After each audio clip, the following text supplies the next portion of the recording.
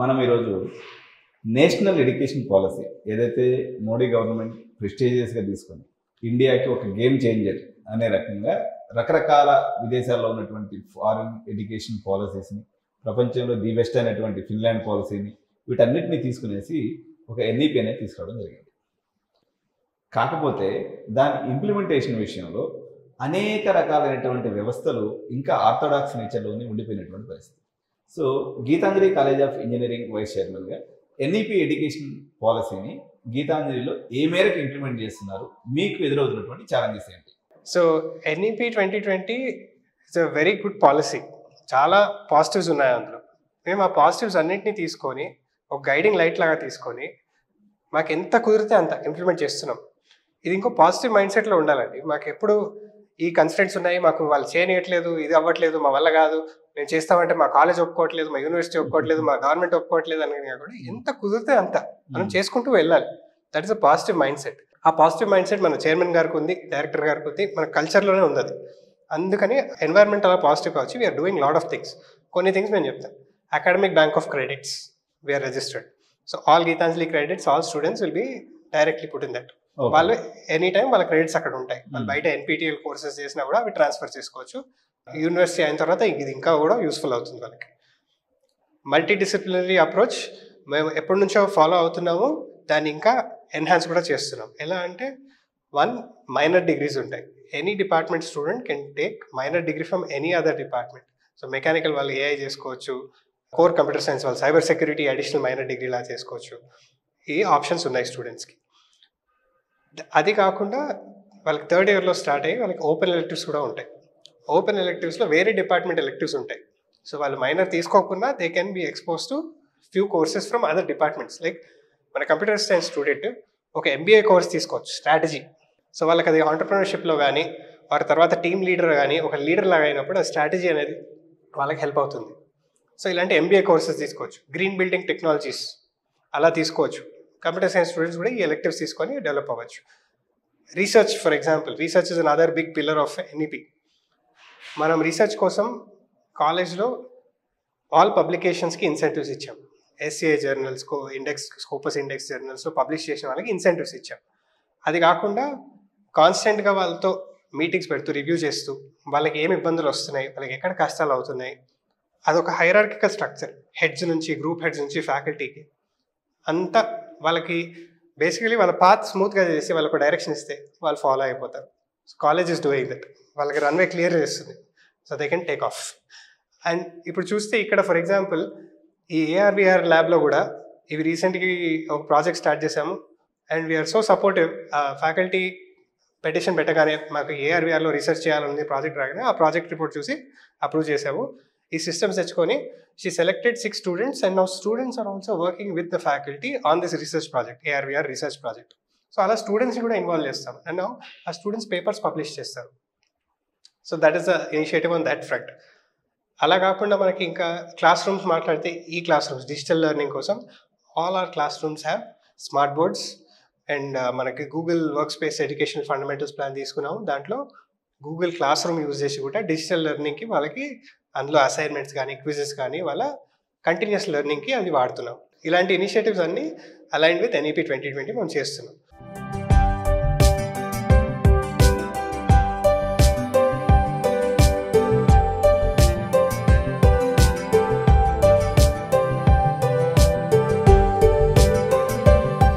అయితే ఇప్పుడు నేను దేశవ్యాప్తంగా దాదాపు ఒక 1500 హైయర్ ఎడ్యుకేషన్ ఇన్స్టిట్యూషన్స్ ఇచ్చాను. మొత్తం ఓవరాల్గా తీసుకున్నప్పుడు 4500 హైయర్ ఎడ్యుకేషన్ ఇన్స్టిట్యూషన్స్ భారతదేశంలో ఉన్నాయి. రకరకాల లేయర్స్, రకరకాల ఫీల్డ్స్ నుంచి వచ్చినటువంటి వాళ్ళు ఇంజనీరింగ్ కాలేజ్ మేనేజ్మెంట్స్గా ఉండటం అనేది జరిగింది. మన తెలుగు ప్రజలు పర్టికులర్గా తీసుకున్నప్పుడు ఎప్పుడు మామూలుగా ఒక ఆర్డినరీ కుటుంబం నుంచి వచ్చినా లేకపోతే అప్పర్ క్లాస్ నుంచి వచ్చినా కానీ highest package sir, highest package. ఇప్పుడు ఉదాహరణకి భారతదేశంలో మనం కొన్ని కాలేజీలు తీసుకున్నప్పుడు సరే వాటి మంచి చెడు గురించి నేను లోపలికి వెళ్ళట్లేదు, జనరల్గా చెప్తాను. ఇప్పుడు లవ్లీ ప్రొఫెషనల్ యూనివర్సిటీ అని చెప్పేసి 2 కోట్ల ప్యాకేజ్ వచ్చిందని వేస్తుంటారు అనమాట. సరే లేకపోతే ఐఐటీస్లో ఒక 2 crores ప్యాకేజ్ వచ్చింది, ఎన్ఐటీస్లో ఒక 60-70 లక్షల ప్యాకేజ్ వచ్చిందని వేస్తుంటారు. దీనికి కారణం ఏందా అని చెప్పేసి నేను ఒకసారి పెద్ద రీసెర్చ్ చేశాను సార్. చేస్తే వీటంతటికీ దీని లోపల ఉన్నటువంటి ఒక అర్థమే హెచ్ఎఫ్టీ లేదా క్వాంటిటేటివ్ ట్రేడింగ్ లేదా క్వాంట్ అని నాకు అర్థమైంది. సో ఈరోజు నేను గీతాంజలి కాలేజ్ ఆఫ్ ఇంజనీరింగ్కి ఈరోజు నేను క్యాంపస్ టూర్కి వచ్చినప్పుడు అందులో నిష్ణాతుడైనటువంటి, అందులో ఉద్యోగం చేసి దాని యొక్క మొత్తం ఇన్ అండ్ అవుట్గా తెలుసుకున్నటువంటి వ్యక్తి దీనికి వైస్ చైర్మన్గా ఉన్నాడని తెలిసి నేను ఆశ్చర్యపడాను అనమాట. సో ఇప్పుడు సార్ని అడిగి యాక్చువల్గా ఈ హెచ్ఎఫ్టీస్ ఏంది, క్వాంటిటేటివ్ ట్రేడింగ్ ఏంది, క్వాంటిటీ, ఇది టెక్నికల్ టర్మ్స్ అయినప్పటికి కూడా సింపుల్ టర్మ్స్లో మీకు నేను చెప్పేది ఏంటంటే హైయెస్ట్ శాలరీస్ రావాలన్నట్లయితే ఇప్పుడు మీరు అన్నట్టుగా ప్రొడక్ట్ డెవలప్మెంట్లో కానీ ఈవెన్ సర్వీస్ సెక్టర్లో కానీ ఒక 30 లక్షల వరకు జనరల్గా వస్తుంది. అంతేగాని 50 లక్షలు, ₹1 కోటి, 2 కోట్లు అనేటువంటి శాలరీస్ ఓన్లీ ఈ యొక్క క్వాంట్ అనేటువంటి కంపెనీస్ మాత్రమే ఆఫర్ చేస్తాయి. సో అలాంటి వ్యక్తి అండర్లో నడుస్తున్నటువంటి ఒక institution Geethanjali college of engineering. అందువల్ల మీరు హైయెస్ట్ ప్యాకేజ్ కొట్టాలి అనుకున్నట్లయితే అట్లీస్ట్ ఆ హైయెస్ట్ ప్యాకేజ్ కొట్టి ఆ పర్టికులర్ డివిజన్లో పనిచేసినటువంటి వ్యక్తి సూపర్విజన్లో ఉన్నట్లయితే డెఫినెట్గా మీ కళ నెరవేరేటువంటి అవకాశం యొక్క ప్రాబబిలిటీ చాలా మేరకు పెరుగుతుంది. సార్ని అడిగి తెలుసుకుందాం ఆ చిట్కా ఏంటి, ఆ టెక్నిక్ ఏంటి. ఎందుకంటే భారతదేశంలో మనం మెజారిటీ ఆఫ్ ది ప్రజలందరూ కూడా లోయర్ మిడిల్ క్లాస్ నుంచి వాళ్ళ యొక్క పేదరికాన్ని అప్లిఫ్ట్ చేసుకోవాలనేటువంటి దాంతోనే పిల్లలు చాలా కష్టపడి చదువుతున్నారు. కాకపోతే వాళ్ళకి ఒక డైరెక్షన్ లేనందువల్ల, యునానిమస్గా దానికి డైరెక్షన్ చెప్పి దగ్గరుండి వాళ్ళని గైడ్ చేసేటువంటి వ్యక్తులు లేకపోవడం వల్ల అనేక సందర్భాల్లో అపజయాలు అనేవి జరుగుతూ ఉంటాయి. సార్ని అడిగి ఎలా ఇది సాధ్యమవుతుంది, జీసీటీసీ లేదా Geethanjali college of engineering vice చైర్మన్గా ఉన్నటువంటి సార్ని అడిగి తెలుసుకుందాం. సో నేను యుఎస్లో ఎంఎస్ చేసిన తర్వాత I joined AQR capital management అండి. World's second largest hedge fund. Okay. వాళ్ళు అప్పుడు నేను ఉన్నప్పుడు అరౌండ్ $200 బిలియన్ వాళ్ళ కింద ఉండేది, అంటే వాళ్ళు మేనేజ్ చేస్తుండే అప్పుడు. అది క్వాంటిటేటివ్ పోర్ట్ఫోలియో మేనేజ్మెంట్. ఓకే. అంటే కొంచెం సిస్టమేటిక్గా, అంటే వాళ్ళకి నచ్చినట్టు ఓకే ఈ స్టాక్ ఈరోజు పైకి వెళ్తుంది, ఆ స్టాక్ ఈరోజు కిందికి వెళ్తుంది అన్నట్టు కాకుండా సిస్టమేటిక్ ఒక ప్రాసెస్ డిఫైన్ చేసి ఎలా ఇన్వెస్ట్ చేయాలి, ఎప్పుడు కొనాలి, ఎప్పుడు అమ్మాలి అనేది ఒక పద్ధతి క్రియేట్ చేశారు. That is systematic investing. దాని వెనకాల చాలా మ్యాథ్స్ ఉంటుంది. దాన్నే క్వాంటిటేటివ్ ఫీల్డ్ అంటారు, క్వాంటిటేటివ్ ఫైనాన్స్. సిమిలర్లీ ట్రేడింగ్లో కూడా ఉంటుంది. కానీ ఈ ఫీల్డ్లో డిఫికల్టీ ఏంటంటే స్టాక్ మార్కెట్ తీసుకున్నా, ఏదైనా ఇంట్రెస్ట్ రేట్ మార్కెట్ తీసుకున్నా, కమాడిటీస్ మార్కెట్ తీసుకున్నా, ఇదంతా ఫైనాన్షియల్ మార్కెట్స్.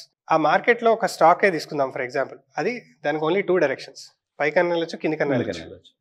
సో మీరు ఒక కాయిన్ టాస్ చేసి హెడ్స్ పడితే పైకి, టైల్స్ పడితే కిందికి అన్నారు అనుకోండి, మీకు ఏం తెలియకున్నా కానీ మీరు హాఫ్ ద టైం మీరు కరెక్ట్ అవుతారు. ఓకే. ఇప్పుడు మన దేశంలో కూడా సిచ్యువేషన్ అలానే ఉంది. అందరూ ఫోన్ చేస్తారు పోర్ట్ఫోలియో మేనేజర్స్, ఇక్కడే కాదు యూఎస్లో కూడా కొంచెం అలానే ఉన్నారు. పోర్ట్ఫోలియో మేనేజర్స్ ఫోన్ చేసి మీకు నేను అడ్వైస్ ఇస్తాను, ఇందులో ఇన్వెస్ట్ చేయండి, అందులో ఇన్వెస్ట్ చేయండి, ఇది గ్యారంటీగా పైకి వెళ్తుంది, మా రీసెర్చ్ చేశారు, మా రీసెర్చ్ టీం చెప్పారు, అది ఇది ఏదో చెప్తుంటారు. కానీ వాళ్ళు అదే మీకు ఒక 10 మందికి ఫోన్ చేస్తే వాళ్ళు 5గురికి పైకి వెళ్తుంది మీరు కొనండి అని చెప్తారు, 5గురికి కిందికి వెళ్తుంది మీరు అమ్మండి అని చెప్తారు. ఏది కరెక్ట్ అవుతుందో వాళ్ళకి తెలియదు. అది అయిన తర్వాత ఎవరికైతే అప్ వెళ్తుందని చెప్పారో వాళ్ళకి ఫోన్ చేసి మళ్ళీ సార్ మీకు చెప్పాను కదా వెళ్ళింది కదా ఇప్పుడు మళ్ళీ ఇంకోటి చెప్తానంటారు. ఇలానే నడుస్తుంది పెద్ద సిస్టమ్. అందుకే రియల్ స్కిల్ ఉన్న వాళ్ళు ఫండమెంటల్స్ అర్థం చేసుకొని ఇన్వెస్టింగ్ కానీ ట్రేడింగ్ కానీ యాక్చువల్ మార్కెట్ని అర్థం చేసుకొని ఎప్పుడు ఎలా వెళ్తుంది, దాని వెనకాల మ్యాథ్ ఎంతవరకు హెల్ప్ చేస్తుంది, ఇంటర్ డిసిప్లినరీ మోడల్స్ ఎలా యూజ్ చేయొచ్చు, like AI in finance, AI in trading ఎలా వాడచ్చు అని తెలుసుకున్న వాళ్ళకి అది కరెక్ట్గా కన్సిస్టెంట్గా, అంటే లాంగ్ టర్మ్ 1-2 సార్లు కాదు 5 ఏళ్ళు కాదు, long term with reason understanding అలా చేసే వాళ్ళు చాలా తక్కువ మంది. అందుకే ఆ ఫీల్డ్లో చాలా ఎక్కువగా పే చేస్తారు. And one of the highest paying companies యూఎస్లో ఉంది ఇన్ దిస్ ఫీల్డ్, హెచ్ఎఫ్టీలో రెనసాన్స్ టెక్నాలజీస్ అని ఉంటాయి. వాళ్ళైతే ఇప్పుడు ఎలా ఉందో తెలియదు కానీ నాకు 5 years బ్యాక్ 10 years బ్యాక్ నేను అప్పుడు ఇండస్ట్రీ ఉన్నప్పుడు క్లోజ్గా ఫాలో అయ్యేవాడిని. వాళ్ళు ఓన్లీ ఎంఐటీలో మ్యాథమెటిక్స్ పిహెచ్డి చేసిన వాళ్ళనే తీసుకుంటుండే, ఎందుకంటే ఇవన్నిటికీ అండర్లయింగ్ మొత్తం మ్యాథ్స్ రావాలి, అది చాలా అడ్వాన్స్ మ్యాథ్. అండ్ ఈ ఫీల్డ్లో కూడా ఇప్పుడు మన ఇండియాలో కూడా కొన్ని లో లెవెల్లో కొన్ని కంపెనీస్ ఉన్నాయి, ఫైనాన్స్ కంపెనీస్ ఉన్నాయి, మంచిగా పే చేస్తాయి, బ్యాంక్స్ ఉన్నాయి, ఇన్వెస్ట్మెంట్ బ్యాంక్స్ ఉన్నాయి, మంచి పే చేస్తాయి. కానీ you have to know what you're getting in to. మనం ట్రేడింగ్లో వెళ్ళామనుకోండి, వాళ్ళు 10 మందిని తీసుకుంటే 6 months ప్రొబేషన్ అని తీసుకుంటారు. అంటే ఆ 6 months మీరు మంచిగా పర్ఫామ్ చేస్తేనే కంటిన్యూ అవుతారు ఫుల్ టైంకి. 6 monthsలో మీరు సరిగ్గా పని చేయలేదంటే, అంటే ట్రేడింగ్ సరిగ్గా రాకపోతే, మీకు కంపెనీకి లాసెస్ చేశారనుకోండి, అక్కడే పీకేస్తారు. ఎక్కడైనా ఈ రిస్క్ ఉంటుంది, రిస్క్ ఎక్కువ ఉన్న దగ్గరే రివార్డ్ ఎక్కువ ఉంటుంది.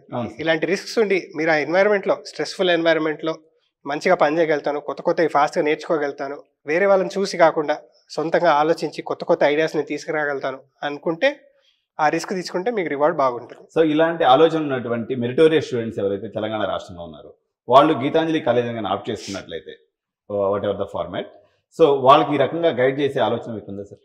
ఎవరికన్నా ఫైనాన్స్ లో ఇంట్రెస్ట్ ఉంటే definitely I can guide them a lot. మన దగ్గర ఫైనాన్స్ ప్రోగ్రామ్స్ ఇప్పుడు లేవు, we only have an MBA programme. MBA తీసుకొని వాళ్ళు ఫైనాన్స్ సైడ్ వెళ్ళొచ్చు. బీటెక్ లో అయితే ఫైనాన్స్ ప్రోగ్రామ్స్ ఏం లేవు. Once we become university we will launch all these new age programmes like financial engineering అని ఏమైనా లాంచ్ చేస్తాం. ఇప్పటికైతే what we can give them is guidance. మనకి ఇండస్ట్రీలో కనెక్ట్స్ ఉన్నాయి, హైదరాబాద్ లో కూడా ఉన్నాయి. హైదరాబాద్ లో నేను పనిచేశాను కదండి, ఆర్క్ ట్రేడింగ్ కంపెనీ హైదరాబాద్ లో ఆఫీస్ ఉంది. ఫ్యూచర్స్ ఫస్ట్ ఉంది. ఫ్యూచర్స్ ఫస్ట్ అందరికీ తెలిసిందే. సో వాళ్ళు ఏం చేస్తారు, ఎలా చేస్తారు, వాళ్ళకి కావాలంటే ఏ స్కిల్ సెట్ కావాలి, అలాంటి కంపెనీస్ కొన్ని వేరే కూడా వచ్చాయి. ఇప్పుడు ముంబైలో, బెంగళూరులో కొన్ని కొత్త కంపెనీస్ వచ్చాయి. వాళ్ళు 5, 10, 15 years నుంచి ఉన్నారు, స్టేబుల్గా ఉన్నారు, మంచిగా పనిచేస్తున్నారు. వాళ్ళ గురించి నాకు తెలుసు, ఎందుకంటే నేను ఇండస్ట్రీలో ఉన్నాను కదా. స్టూడెంట్స్కి ఆ ఇన్ఫర్మేషన్ ఇవ్వడం, వాళ్ళని కనెక్ట్ చేయడం, వాళ్ళకి ఎలాంటి స్కిల్ సెట్స్ కావాలి. లైక్ కంప్యూటర్ సైన్స్ అంటే మనకు అందరికి తెలిసిందే, వాళ్ళకి ప్రాబ్లమ్ సాల్వింగ్ కావాలి, డేటా స్ట్రక్చర్స్ కావాలి, ఓ కోడింగ్ కావాలి, ఇవన్నీ తెలిసిందే. Operating systems, DBMS, standard theory. అదే ఫైనాన్స్ ఫీల్డ్లో రావాలంటే ఫైనాన్షియల్ ఇంజనీరింగ్ ఒకటి, అంటే engineering in finance, maths, technical, quant in finance. ఆ ఫీల్డ్లోకి రావాలంటే ఏ స్కిల్ సెట్ కావాలనేది నాకు తెలుసు, అది చెప్తాను. ఫర్ ఎగ్జాంపుల్ ప్రాబిలిటీ కావాలి, క్యాల్కులస్ కావాలి, ఇలాంటివన్నీ ఇంకా ఏమేమి కావాలి అనేది నాకు తెలుసు, అవి చెప్తాను. ఎలా అంటే మన దగ్గర లేకపోతే కూడా ఏ కోర్సెస్ తీసుకోవచ్చు, ఆన్లైన్ కోర్సెస్ చేయొచ్చు. ఆ కోర్సెస్ తీసుకొని ఏ కోర్సెస్ అయితే మంచిగా ఉంటాయి, లైక్ కొన్ని జార్జియా టెక్ కోర్సెస్ ఉన్నాయి, కొన్ని యూనివర్సిటీ ఆఫ్ కొలంబియా కోర్సెస్ ఉన్నాయి, అవన్నీ ఫ్రీగా అవైలబుల్ ఆన్లైన్ ఉన్నాయి, అవి స్టూడెంట్స్ తీసుకోవచ్చు. నేను గైడ్ చేయగలుగుతాను, ఆ సబ్జెక్ట్ చూసి, కరికులం చూసి వాళ్ళకి గైడ్ చేయగలుగుతాను. ఈ కోర్సెస్ తీసుకొని మీకు ఈ నాలెడ్జ్తో you can get a job in this industry అని. సో ఎవరైతే మీకు ఆలోచన ఉండి లేకపోతే ఖచ్చితంగా ఈ వైపుకి వెళ్ళాలనుకున్న వాళ్ళకి, నాకు తెలిసి అయితే ఎక్కడ రిసోర్స్ అవైలబిలిటీ కనిపించలేదు తెలంగాణ రాష్ట్రంలో, పర్టికులర్గా తెలుగు రాష్ట్రాలు, ఈవెన్ సౌత్ ఇండియాలో కూడా చాలా ఇన్స్టిట్యూషన్ చూసినప్పుడు ఎక్కడో ఒకటి అలా ఇన్స్టిట్యూషన్ ఉన్నాయి కానీ, బట్ వెరీ వెరీ రేర్ సినారియోలో ఉంది. కాబట్టి సార్ యొక్క ఎక్స్పర్టైజ్ని మీరు ఉపయోగించుకోవాలనుకున్నటువంటి వాళ్ళు జీసీటీ ఆఫ్ చేసుకున్నట్లయితే డెఫినెట్గా సార్ యొక్క టెక్నికల్ ఎక్స్పర్టైజ్ మీ యొక్క అప్లిఫ్ట్మెంట్ ఆఫ్ లైఫ్ కానీ లేకపోతే మీ ప్యాషన్ తీర్చుకోవడంలో ఉపయోగపడుతుంది. Thank you. కరెక్ట్ అండి, మీకు అసలు దొరకరండి. ఎందుకంటే మీరు నాలాగా యూఎస్కి వెళ్ళి ఆ ఫీల్డ్లో మాస్టర్స్ చేసి అంత పెద్ద హెడ్జ్ ఫండ్లో జాబ్ ఉన్న వాళ్ళు ఆ జాబ్ వదిలేసి ఇండియాకి రారు. ఎందుకు వస్తారు? అంతంత జీతాలు ఇస్తున్నాక ఎందుకు వస్తారు? నాకు ఫ్యామిలీ వాల్యూస్ మోర్ ఇంపార్టెంట్. మా ఫ్యామిలీ అంతా ఇక్కడే ఉంది కాబట్టి నేను ఆ జీతం వదులుకొని మా ఫ్యామిలీతో పాటు నేను ఇక్కడికి వచ్చేసాను. నాకు 2020లో మేము వచ్చేసాము, అప్పటి నుంచి ఇక్కడే ఉన్నాము. That was our long term plan anyway. మేము ఇక్కడే లాంగ్ టర్మ్ ఉండాలనుకున్నాం ఇండియాలోనే. ఫైనల్లీ మేము ఏం చేసినాం, మన కంట్రీకే ఉపయోగపడాలి, వేరే ఎవరికో కాదు అన్నట్టు మాకు రావాలని ఉండే మేము వచ్చేసాం. అందుకని ఈ ఫీల్డ్లో మీకు ఎక్కువ మంది ఇక్కడ కనిపించరు. Okay sir.